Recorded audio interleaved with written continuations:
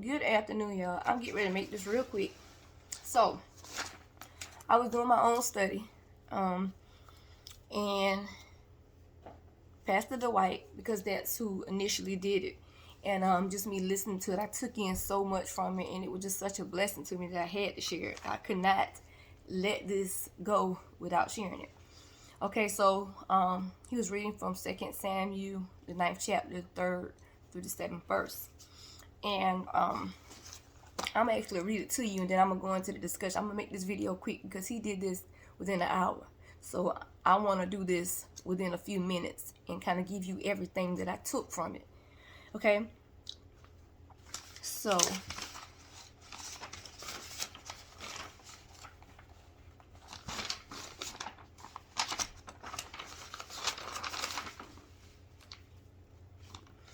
again, 2 Samuel, the 9th chapter, the 3rd through the 7th verse. Okay, and so I was reading about David and Mephibosheth. Okay, so David asked, "Is there anyone still left of the house of Saul to whom I can show kindness for Jonathan's sake?" Now there was a servant of Saul's household named Ziba. They summoned him to appear before David, and the king said to him, "Are you Ziba?" "At your service," he replied. The king asked, "Is there no one still alive from the house of Saul to whom I can show God's kindness?" Ziba answered the king, "There is still a son of Jonathan. He is lame in both feet." "Where is he?" the king asked. Ziba answered, "He is at the house of Machir, son of Ammiel in Lo-debar." So King David had him brought from Lo-debar, from the house of Machir, son of Ammiel. When Mephibosheth, son of Jonathan, the son of Saul, came to David, he bowed down to pay him honor. David said, "Mephibosheth, at your service," he replied. "Don't be afraid," David said to him, "for I will surely know your kindness for the sake of your father Jonathan. I will restore you to all the land that belonged to your grandfather Saul, and you will always eat at my table." Y'all, when I tell you, him going over that really blessed my life. Y'all, God is very overprotective, okay? And I took notes and stuff all this. I'm gonna be reading through my notes and stuff that I wanted to touch on. My God, God is overprotective of you, okay? About where he sends you, about where he wants you to go, about his specifics for your life. God is very overprotective of you. Your anointing is extremely rare and extremely valuable. In this story, the story of David and Mephibosheth, however, I can't even say it right every time, but y'all get it. David was placed in the palace as king over the children of Israel. Okay. The son of Jonathan, who was Mephibosheth, was lame in both feet. And how that ended up coming about was when Mephibosheth was younger, his nurse dropped him on running because the rumors of there was going to be a war. So she was running to protect him, and she ended up dropping him, and it ended up making his legs lame. So it ended up injuring his legs where he had this injury, okay? And of course, this wasn't his fault. So a lot of things we deal with in life, or a lot of things that we inherited as generational curses and things from our bloodline, they were not our fault. When Mephibosheth was dropped and injured, it was not his fault. But because things that you go through in life and things that you do in life that happen to you become an injury, an impact, it causes change within you.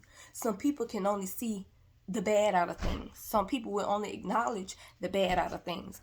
And so in that, it will cause people to pass you up or pass you by. And it would make you feel, it make some people feel out of order, less than, they're not enough. God says your issues are not enough to forfeit you from your seed. God says your issues are not enough to forfeit you from your seed. Because God gave it to you, then nobody can take that away.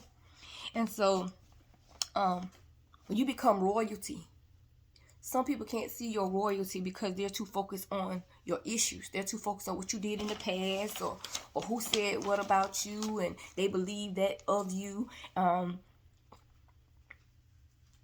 Because nobody took Mephibosheth seriously, they passed him by. Mephibosheth told him, he said, I'm lame in both feet. Nobody will take me seriously. Everybody passes me by. And at this point, when the people were passing him by, when David was put in the position of a king, he was put in that position to overlook his issues, to overlook his past, to overlook the things that he had done. So when he was put in position, and when it was brought to him, when they were asking him, was there anybody else in here that belonged to Saul?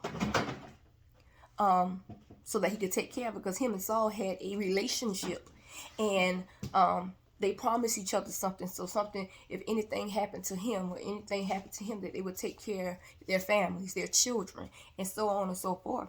And so he asked, was there anybody else, that was left? And so Ziba was like, yeah, but he's lame. He's lame in his feet. He's lame, and his feet are lame. And so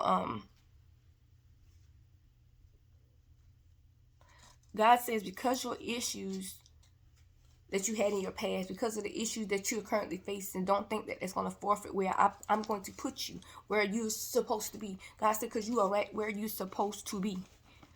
He says you're right where you're supposed to be.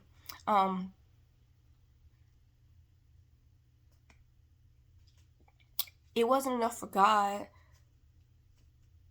to forfeit the seat of your grace, to forfeit the seat of your purpose, to forfeit the seat of your position, to forfeit the seat of your elevation, to forfeit the seat of your establishment. It didn't forfeit the seat that was going to take you from point A to point B, from point C to D, from E to F, from G to H. It did not forfeit your seats to where God had placed on you. And so understand, your struggle will not forfeit your seat. Your struggle will not forfeit your seat. I don't know who needs to hear this, but it blessed me so much. Your struggle will not forfeit your seat, because guess what? God hears, God sees, God knows everything. He sits high and he sees low. Okay? God sits high and he sees low, baby. Okay? And so he began to go into a description about, when you book a flight, and when you pay for your plane tickets or whatever, you reserve a seat. Okay? So just say you went to the airport to get aboard your plane and you missed your seat. You missed your flight. God says, because you missed your flight, that doesn't forfeit your seat, because there is a next up. Okay? There is a next up. There is another plane that's coming where your seat will be available. Okay? God says, don't think that this will forfeit anything. My God. So, God says, and even when you get to your seat on that plane, on that replacement, on that backup, God says, when you get to your seat, and if someone's sitting in your seat, God says, if someone is sitting in your seat, the seat that you had already paid for, God says, they will have to get up, because they did not pay the price that you paid for your seat. My God. God said they did not pay the price that you paid for your seat. So you'll have people that talk about you, that say things about you, to demean your character, to demean who you are, who God called you to be, because they want to be in your seat. They want to be in your seat. God says, don't let anybody rob me of my power. Nobody can take from you what God already gave you. God says, don't let them people rob you of my power. God says, if I said you're going to have that seat, it's yours. He said, when you get to your seat, and if they did, they're going to have to get up. God said they got to go. They got to go. Y'all. And so, he began to speak about being careful, being very careful in who you let know about your successes, your wins, your failures. Be very careful in letting people know that God says, because there are people who will be loud about your issues, your mess ups, your failures. And they'll be quiet about your successes, your wins, your elevation. God says, be very careful, be very mindful who you speak things to. Be very careful. If y'all don't have discernment, y'all need to pray to God for his discernment. And his discernment is to give you the insight.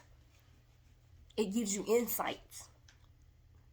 It allows you to see the unseen, to know the unknown, and to hear the unheard. That's what his discernment does. And so God says, be careful who you allow to hear what you got going on in your life, because people will use that against you. God says today he is moving your Ziba.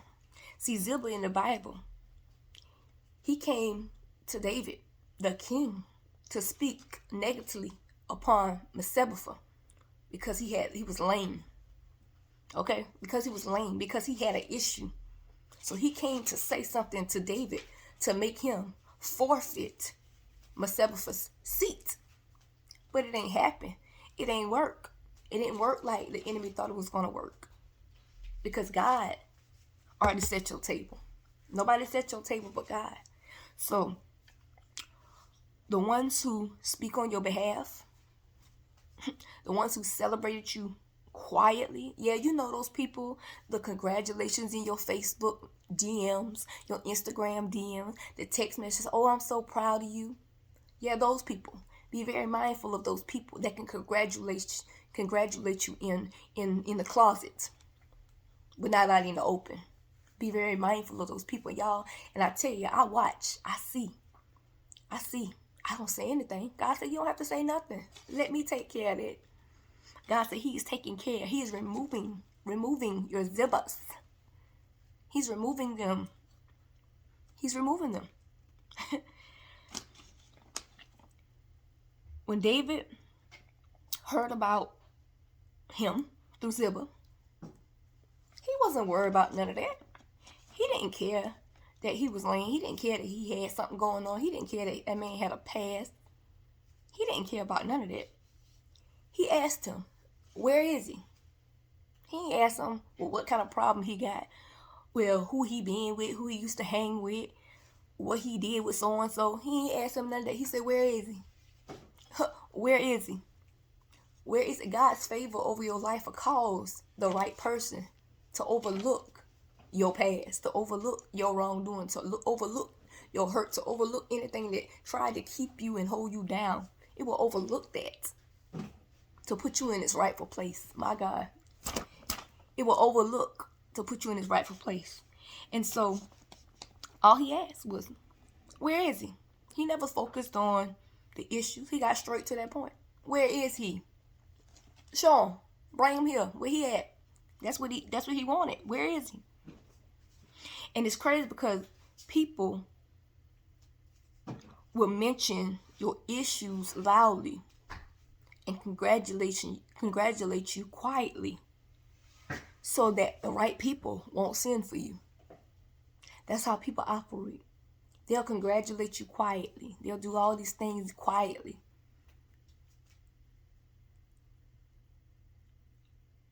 Okay? They'll do all those things loudly to try to deviate you from the will of God, from his purpose, from his plans for your life. They'll try to do and say all kind of stuff to throw you off. God said it ain't that easy. He said I didn't go through all the stuff that you went through and been through all the stuff that you did for it to be over like that because they said something. David said, where is he? Where is he? God is about to send you some people that is going to overlook your issues, your problems. He's going to send somebody that's going to overlook all of those things. But their assignments, it ain't going to be worried about how they going to help you with what you did last week. Their assignment is to help you. That means to help you elevate, to help you get to your next level, to help you from whatever position that you are currently in. God says you are right where you need to be. But your help is coming. Your help is coming. Your help is coming. He made a few key points. One, your struggle will not forfeit your seed. Okay? Your struggle ain't going to forfeit your seed. It's not. That ain't how God set it up to be. Two, when you are not at the table, royalty will be missing. Okay, so, and like you were saying, royalty will recognize royalty. Okay, the real will recognize the real. The fake will recognize the fake. Okay? When you know you are royal. This is how you know. He said this is how you know that you are royal. You are royal. You gotta be royal, he said. You got to be royal to take less, to do more with it. God says blessing you. Your blessings, you don't need a whole lot to do what you need to do with it. He says, because you took less. God saw you. He said, because you took less and made something out of it. Because you took less and you made more with it. God says he see you. He see you. God says royalty doesn't need an entourage. It don't need a clique. It don't need money. It don't need a title. God says royalty don't need none of that. Because when you already called to be royalty, no matter how many names people put on stuff, God says ain't nobody can take your place. Your place. God said when people begin to sit at a table, they will notice that royalty is missing. They'll notice that you're missing. So all them times that they overlooked you, that they bypassed you, that they didn't consider you. Because they didn't consider you. God said they'll know royalty is missing from that table. They'll know. He began in the Bible. They began to talk about when they ended up going to Lodabar. When they moved from, let me find the name. I know they went to Lodabar, but they moved from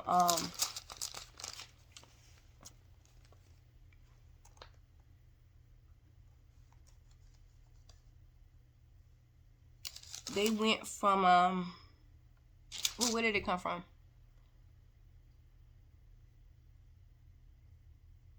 Oh, they brought him from Lodabar. Lodabar, y'all, was considered the projects.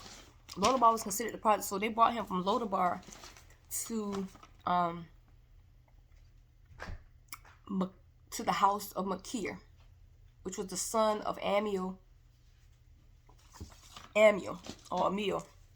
They took him from Lodabar. Lodabar was considered the project. So what God's saying is he will take you from the roughest of the rough, from the lowest of the low, and place you at the table that you are supposed to be at.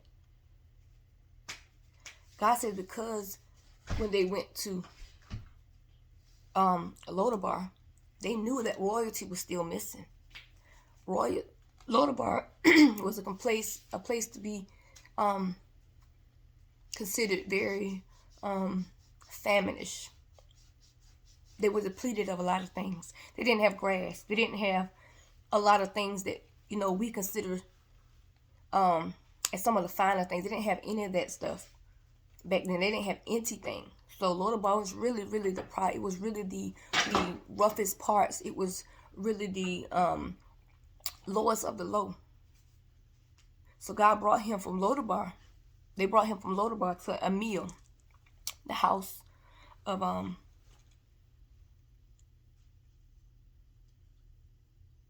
Machir.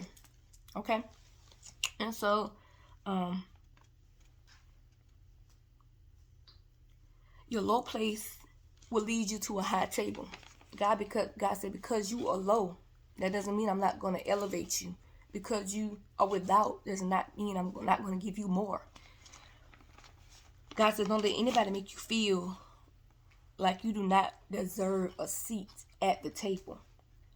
Because when you elevate, because people don't get to know your story, because they don't get to know how you got there, because they don't get to see that part of your life, and they just see you elevate. God said, because they feel some kind of way. God said, don't you feel like you don't deserve a seat at that table because they feel some kind of. God said, let them feel how they want to feel. Let them feel how they want to feel. God says, because you had to go solo, that's why he's going to take you so high. Because you had to go so low, he's going to take you so high. And he began talking about him doing some research on diamonds. And my God, I'm a diamond. God says, you are a diamond, a very rare diamond at that. A very rare diamond. So he began to talk about how he was researching diamonds and how he came across this one specific diamond that stood out. It was one that stood out amongst all the others, and it was called a blue diamond. And about the blue diamond, he gave us a little insight on the blue diamond. He said the blue diamond is found 420 miles below the ocean. 420 miles below the ocean. So those blue diamonds are found in very low places. Those blue diamonds are found in very low places. 420 miles below the ocean is where you will find a blue diamond.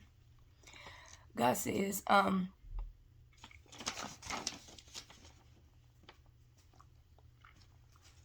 a blue diamond is rare. So rare. You are so rare. God says you are so rare. Excuse me. You are so rare. Because you've been in very low places that nobody could see you. You were hidden. You were that hidden gem. You were hidden. You were hidden. Some people don't understand why you have this shine about you, that you have this glory about you, that you have this glow about you. You look so distinct to those people, and they sit and trying to figure out, why she like this? How she get like this? I know what she did last week. I know what she did last summer. I know who so and so. I know what. God says, you rare. God said you was in your lowest of your low. God said he kept you hidden. He kept you hidden all this time. God said he kept you hidden all this time. But now it's time to resurface you. My God. He said it's time to resurface you. God says,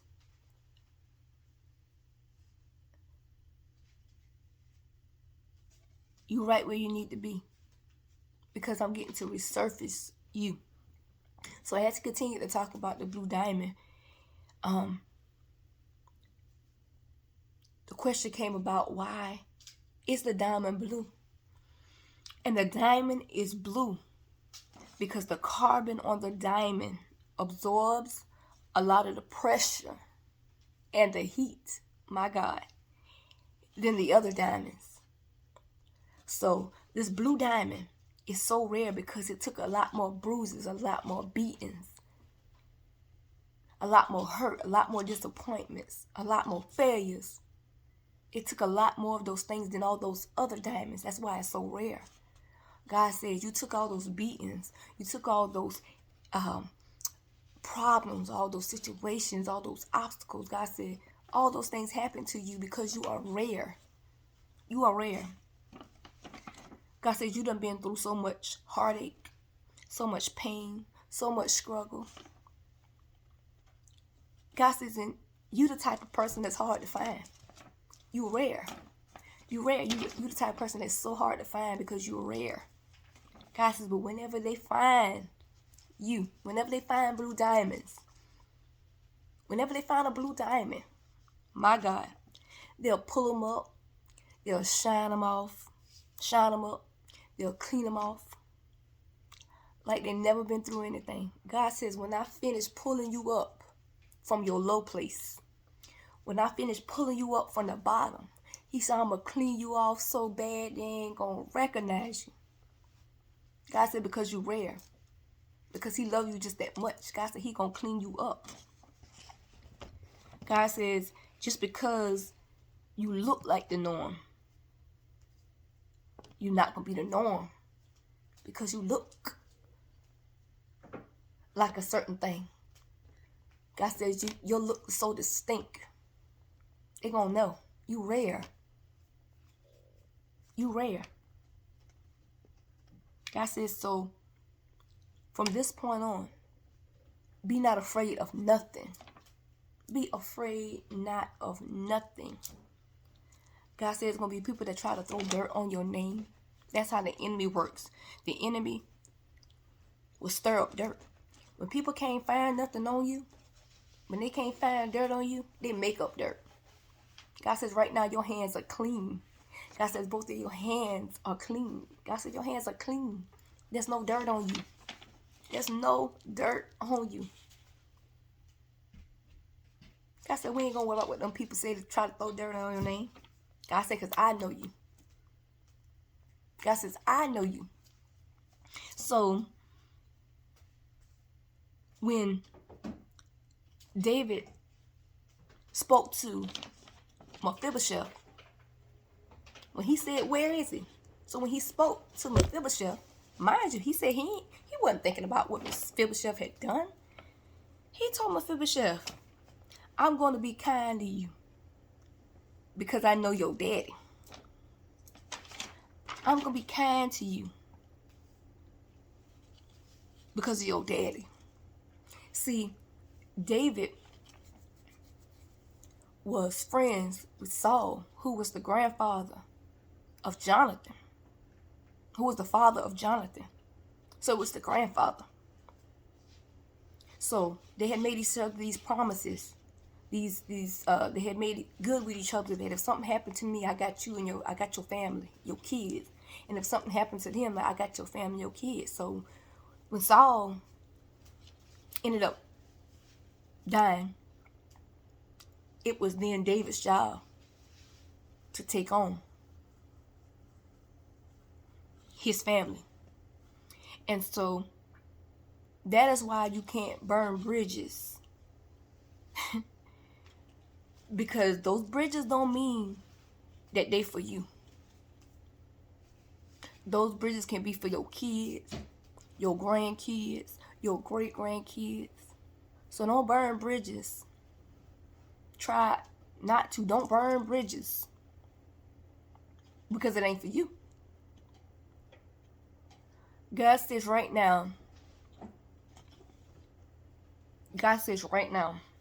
there are going to be some people this season of your life that are going to be nice to you because of what your parents did for them. God said there's some people that's going to be nice to you because of who somebody you were connected to did for them. God says you will have unlimited access to your new table. You have unlimited access to your new table. See, Mephibosheth, he came into a blessing. David gave him his blessing overnight. God said he see, he knows you, he know you waited. He saw you go through all that stuff. He saw you get back up every time you got knocked down. God says he see. God said he sees when you felt like your spirit been broken. God said he sees when you felt like you wanted to give up. God, he said he sees when the enemy kept attacking you. God said he seen when so-and-so spoke on your name to take you away from my blessing. God said nobody got that much power over me, but God says I saw it. God says I saw it. So God says because of all this, I'm going to restore everything that you should have got. Everything that you should have got. God says I'm going to restore it. God says because you kept the secret. God says because you kept the secret, he's going to bring you into that royal position. He's going to sit you in your appointed seat overnight. Overnight. It's not going to be overnight for you. Because you know all the stuff that you had to endure. All the stuff you had to go through. All the beat downs, the beatings, the heartache, the pain, the disappointment, the disloyalness, the talking about you, the making up lies about you, the throwing the dirt on your name. God said he saw all of this. All of this. God says for there will be nothing missing and nothing broken. God says the seat at that table is yours. God says the seat at that table is yours because you belong at that table. I love y'all.